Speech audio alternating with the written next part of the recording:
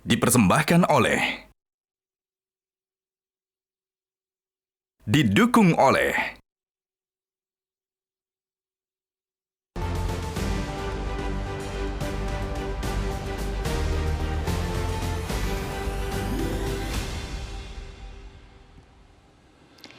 Ya pemirsa, kita akan kembali menghubungi Ketua MUI Bidang Fatwa Bapak Asrorun Niam Soleh. Selamat sore, Assalamualaikum Pak Asrorun.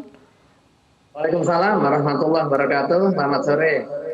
Ya, baik, Pak Asrorun, mengenai surat ancaman yang sempat dilayangkan oleh pelaku kepada MUI pada saat itu, bagaimana sebetulnya tanggapan dari MUI? Apakah kemudian sempat menindaklanjuti dengan membuat laporan ke polisi atau seperti apa? Ya, tepatnya surat ancaman itu tidak ke Majelis Ulama Indonesia, tetapi surat itu ke Polda Metro Jaya ya. Surat yang dikirimkan ke Majelis Ulama Indonesia itu berisi mengenai permohonan untuk bertemu dengan Ketua Majelis Ulama Indonesia. Cukup panjang ya surat yang ditulis, akan tetapi inti dari surat tersebut adalah permohonan untuk bertemu, kemudian dalam pertemuan itu dia berharap agar MUI memainkan peran untuk mempersatukan umat biar keinginan Tuhan terwujud begitu, yaitu keinginan untuk mempersatukan umatnya.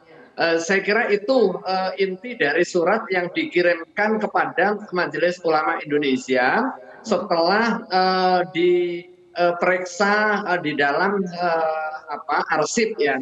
Nah, sementara surat yang berbau ancaman itu dikirimkan ke Polda Metro Jaya, di mana substansi dari surat tersebut adalah berharap agar Pak Kapolda di dalam surat itu ya memfasilitasi pertemuan dengan Ketua Majelis Ulama Indonesia. Nah, jika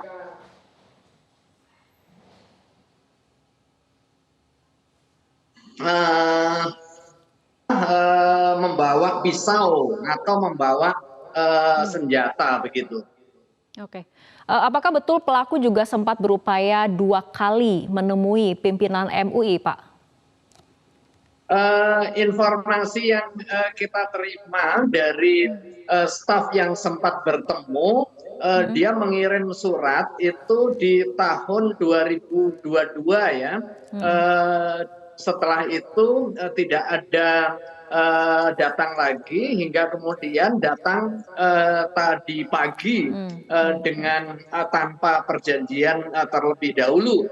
Sementara seluruh Dewan Pimpinan Majelis Ulama yang hadir ke kantor sedang melaksanakan rapat pimpinan di lantai 4 mulai dari pukul 10 pagi. Nah, dalam kondisi kita sedang rapat pimpinan tersebut, yang bersangkutan datang dan menyatakan ingin ketemu, dan prosesnya begitu cepat, dialog dan atau diskusi dengan resepsionis hingga kemudian terjadi insiden penembakan tersebut. Bahkan penembakan tersebut diarahkan ke resepsionis, yaitu Mas Bambal ya, yang mengenai punggungnya. Setelah itu menembakkan ke kaca bagian dalam hingga pecahannya mengenai salah satu staf Majelis Ulama Indonesia yang menyebabkan adanya jahitan lebih dari 10 jahitan. Oke, baik. Pak Asrorun, menurut keterangan dari pegawai yang ada di lantai resepsionis, apakah pelaku sempat menunjukkan kegiatan ataupun aktivitas yang mencurigakan sebelum kemudian melepaskan tembakan? Tidak ada ya, karena prosesnya begitu cepat ya. Datang tanpa ada appointment terlebih dahulu, membawa tas begitu, ditaruh di luar. Setelah itu masuk di bagian lantai dasar di mana resepsionis berada, kemudian duduk di sofa ruang tunggu sambil berbincang dengan security. Nah, pada saat itulah kemudian proses begitu cepat dia mengeluarkan senjata yang belakangan diketahui itu jenis airsoft gun, kemudian menembakkan ke arah staf dan juga ke arah pintu belakang. Oke, dalam SOP-nya pada saat memasuki ruang bawah ataupun ruang resepsionis ini, apakah sebelumnya ada pemeriksaan di pos penjagaan atau seperti apa, Pak? Ya, setiap tamu yang hadir di Majelis Ulama Indonesia akan bertemu dengan pos security. Setelah itu masuk di bagian resepsionis dan mengisi buku tamu, sekaligus juga menyatakan maksud kedatangan, sehingga pihak front office bisa mengarahkan untuk memberikan layanan terbaik bagi tamu sesuai dengan niat yang disampaikan. Nah, dalam kasus ini pihak yang bersangkutan atau pelaku penembakan ini memaksakan diri untuk bertemu dengan Ketua MUI tanpa menyebut nama.